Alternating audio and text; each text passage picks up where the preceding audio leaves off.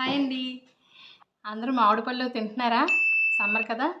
ప్రతి ఇంట్లో కూడా మ్యాంగో సీజన్‌లో ఖచ్చితంగా టెంకలొక్కలే తినేవాళ్ళు ఎవరైనా ఉన్నారా చెప్పండి? మా ఇంట్లో అయితే ప్రతిసారి నేనే టెంకలన్నీ తీసుకొని, అందరి టెంకలు తీసుకొని తినేదాన్ననమాట చిన్నప్పుడు. ఇప్పుడైతే తినట్లేదు, పుల్లగా ఉంటున్నాయి. చిన్నప్పుడైతే ఇంకా అసలు తెలిసేది కాదు. అన్నీ టెంకలే తినేదాన్ని. అందరి ప్లేట్‌లో టెంకలు తీసుకొని నేను తినేదాన్ని. ఏమనుకునేదాన్నంటే దీనికి ఎక్కువగా గుజ్జుంటుందనుకుని అవి తీసుకునేదాన్ననమాట. నాకు తెలీదు కదా అప్పుడు. ఇప్పుడు చూస్తే ఈటికేం ఉండట్లేదు. ఇంకా చెప్పాలంటే బాగా హ్మ్. అసలు ఎలా తినాలంటే టెంకని చాలా బాగా తినాలండి నిజంగా. ఆ చిన్నప్పుడు తిన్న రోజులైతే మర్చిపోలేము. హ్మ్.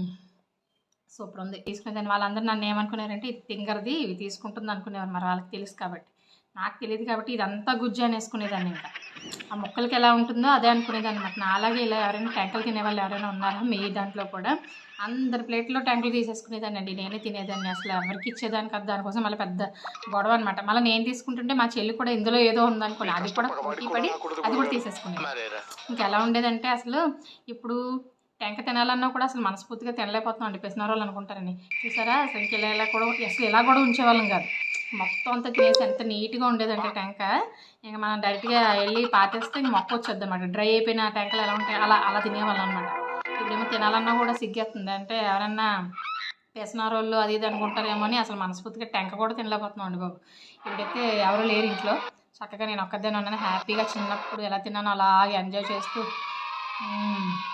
చాలా బాగుంది. అది.